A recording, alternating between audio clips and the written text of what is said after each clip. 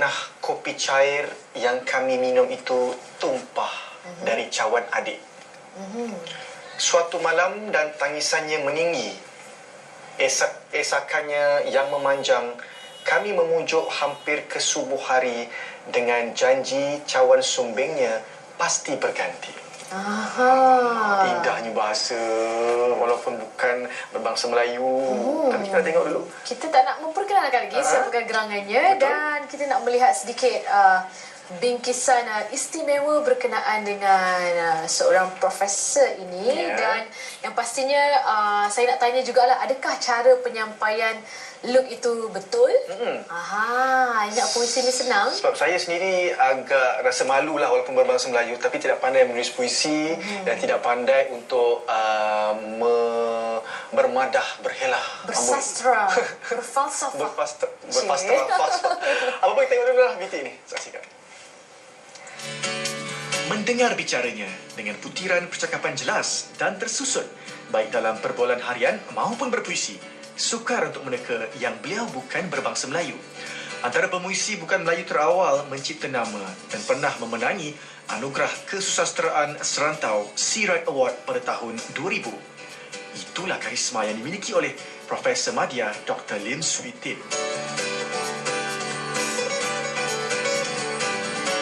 Dilahir dan dibesarkan di Bacok, Kelantan, pensyarah bidang kesusasteraan Melayu ini memulakan perjalanan kariernya sebagai guru sandaran selama 1.5 tahun di Sekolah Kebangsaan Kampung Pek, Macang, Kelantan. Dan walaupun berhadapan kemiskinan untuk meneruskan pelajaran, Swee Tin tidak pernah patah semangat sehingga berjaya mendapat ijazah kedoktoran. Kini bapa kepada 3 anak ini terus memartabatkan bahasa Melayu di persada antarabangsa dengan puisi-puisi hebat. Antaranya seperti Tok Bagih, Berjalan-jalan di Sini serta Bougainvillea dan Sang Perawan. Baiklah, kita kembali ke studio bersama Luke dan Farah yang akan mengupas lebih banyak lagi cerita Dr. Lim Swee Tin. Kepada orang Kelantan, selamat pagi orang Kelantan. Orang Kelantan pasti bangga dah. Ya, orang Bacok betul. Betul. Iya, betul. Kawan cakap betul. Tak berapa betul. Betul. Belajar. Okey, Profesor Dr. Lim Swee Tin. Wah, saya sangat berbangga kerana saya berada di sebelah betul-betul sebelah doktor. Boleh ceritakan sikit macam mana doktor terlibat ataupun boleh mahir berbahasa Melayu walaupun sebenarnya berbangsa Tionghoa. Kelantan juga lah. Kelantan boleh campur-campur boleh tak? Campur-campur boleh. Ambo memang beranak di kampung Melayu sebenarnya. Oh ya. Saya memang dilahirkan dalam masyarakat Melayu. Dan membesar juga dalam masyarakat Melayu dan sangat terdedah dengan budaya Melayu. Dan kemudian meminati berbagai bentuk kesenian masyarakat Melayu di Kelantan. Saya rasa itu penting sebagai asas untuk membina usia remaja pada masa itu. Pengaruh kesenian Kelantan seperti Mak Yong, Dikir Bara. Oh, pernah cuba buat Dikir Bara? Boleh juga. Boleh. Boleh juga. Wayang kulit, kemudian berbagai-bagai lagi. Dan ini mendorong saya membaca. Dan dari pembacaan itu menyuburkan minat. Dan saya kembangkan minat yang sudah subur itu. Itulah titik tolak saya. Yang penting saya fikir. Tapi kabarnya dulu Prof mempunyai sedikit masalah kesulitan wang sebagainya untuk pelajaran. Apa lagi cabaran yang Prof hadapi? Bukan cabaran sebenarnya, ujian. Ujian. Tapi ujian itu kita merentasi ujian itu seronok.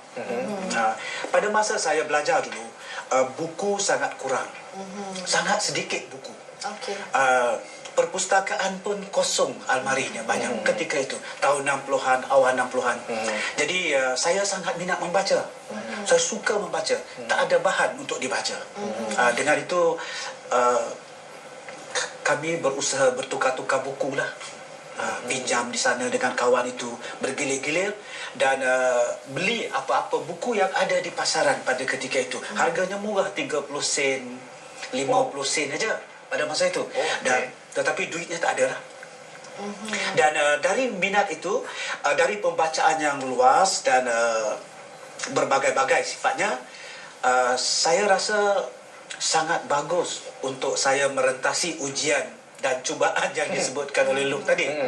Dan kejayaan yang dicapai hasil daripada usaha yang tak kenal penat dan lelah itu membuahkan hasil yang manis. Itu yang penting. Itu yang penting. Ya. Okey, Saya dari dapat segi rasakan kemanisan tu. itu dah dia. Dari segi komunikasi tu memang Prof begitu fasih. Memang senang saja nak bercakap bahasa Melayu. So memang membuktikan yang Prof dikelilingi dengan kawan-kawan yang berbangsa Melayu dan sebagainya. So penerimaan keluarga sendiri mengatakan tak ada masalah sebenarnya. Baik keluarga saya pun sebenarnya sangat rapat dengan orang-orang Melayu. Dan boleh dikatakan susah senang kami bersama masyarakat Melayu pada ketika itu, dan suka duka kami juga bersama orang-orang Melayu. Jadi hidup sehari-harian juga dalam lingkungan orang-orang Melayu. Jadi saya tidak pernah berasa janggal sebenarnya. Tak ada apa masalah. Sangat mesra, sangat akrab. Susah senang, demam, sehat, semuanya bersama dengan jiran-jiran, tetangga kami. Bahkan ada keluarga Melayu yang semacam keluarga kami, dan kami dimiliki oleh keluarga Melayu itu sampai peringkat itu. Tapi Prof, sebelum saya lupa ni, Prof memang fasih berbahasa Melayu. Apa lagi bahasa-bahasa yang Prof fasih yang boleh kongsikan? Saya sebenarnya tak berapa fasih bahasa lain ni. Bahasa ibunda sendiri? Bahasa Melayu lah yang fasih sebenarnya. Oh, okey. Kecek Kelantan lah. Kecek Kelantan paling fasih sekali. Fasih Kelantan lah. Cantonese, Mandarin, Hokkien. Saya ada memiliki sedikit kemahiran berbahasa Hokkien sebenarnya. Di situ mengikut ayah saya. Dan saya boleh berbahasa Mandarin. Itu saya belajar sendiri. Sepatah sehari saya belajar, lama-lama boleh berkomunikasi dalam bahasa Mandarin. Dan saya boleh berbahasa Siam sebenarnya. Boleh, yang tu pun pasal juga bahasa Siam. Boleh kongsi sikit? Boleh, kalau nak bercakap Siam, lu boleh cakap Siam. Kap kun kap. Oh, itu bahasa di Thailand. Oh, Thailand lain. Ini saya bahasa di Kelantan. Macam mana? Bahasa di Kelantan ni bahasa Siam dia berbeza dengan bahasa di Thailand. Pai kenai, pai nai, pergi ke mana? Pai nai, pergi ke mana? Kin kau makan nasi. Macam tu. Jadi dia sangat keras sedikit. Dia keras sedikit dibandingkan dengan bahasa yang di Thailand. Ini bahasa yang di selatan sebenarnya. Kemudian bolehlah bahasa Hokkien sedikit, Mandarin sedikit, Thai sedikit, tetapi bahasa Melayu saya rasa itulah bahasa penguasaan dan juga bahasa komunikasi dalam keluarga pun. Kami bercakap Melayu di rumah. Sekali-sekala aja menenggur, menyapa dalam bahasa Inggeris kadang-kadang, dan bahasa Mandarin sekali-sekala. Kadang-kadang anak pun memperli sebab sebutan saya salah. Oh, ya ke? Salah sebutan. Maklumlah belajar sendiri. Okey, apa yang paling sukar sekali untuk mendalami bahasa Melayu? Tak ada kesukaran. Tetapi saya sukalah menyebut bahawa untuk kita mahir menguasai bahasa Melayu, mestilah juga mahir dan juga ada kuat, keinginan yang kuat mendekati budaya Melayu. Sebab bahasa dan budaya itu sangat rapat pertaliannya. Tanpa pemahaman yang mendalam dalam budaya Melayu, penguasaan bahasa kita akan menjadi longgar sedikit. Kita nak kuasai bahasa Melayu, mesti memahami budaya Melayu dengan mendalam, dan ini akan banyak membantu kita. Saya membesar dalam budaya Melayu. Jadi bahasa Melayu ini bukan saja, selalu saya sebut, bukan saja indah tetapi lengkap. Sedikit saja sebutan membawa keindahan yang luar biasa. Sangat-sangat luar biasa. Bahasa Kelantan lagi luar biasa. Bahasa Kelantan ni kadang-kadang dia tekanan suara sikit, dia jadi lain maknanya. Ada irama dia. Ada iramanya lagi. Demo learning tak super tu. Learning tu. Cara penekanan itu membawa pengertian yang berbeza lagi. Ada unsur mengejek di situ. Tapi kalau ditanya bahasa Kelantan contohnya, kalau kita pergi saya tanya pada Luke, tanya saya, di mana ke rumah Farah contohnya? Tahu? Itu artinya tak tahu. Itu artinya artinya tak tahu tu. Oh, dari segi iramanya Iramanya tahu. disebut tahu. Okey. Itu artinya tak tahu. Aha. Kalau yang tahu macam mana pula? Yang tahu. Tahu tak mana rumah Tok Nguluk? Tahu. Oh. Itu menunjukkan saya memang tahu. Okey. Ada jenaka, ada ejekan sedikit di situ. ya. Yang cuma saya tahu irama dalam bahasa Kelantan adalah macam Ya, Betul, bro. itu penegasan yang jelas dan bersungguh-sungguh tu. Okey. Penekanan dalam nada itu. Okey, 2-3 kucing berlari, mana nak sama si kucing belang. 2-3 boleh ku cari, mana nak sama anda seorang lah. Tapi itu saya berpantun, tak apa sedap. Kan? Lepas ni kita nak dengar doktor sendiri, Profesor Madya Dr. Lim Sim sendiri akan berpuisi selepas ini. Secara eksklusif dalam Nasi Lemak Kopi O. Jangan ke mana-mana. Betul.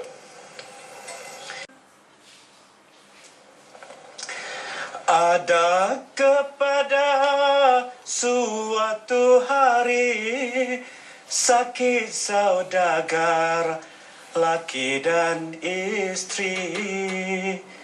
Adalah kiranya 7 hari tidak bergerak kanan dan kiri.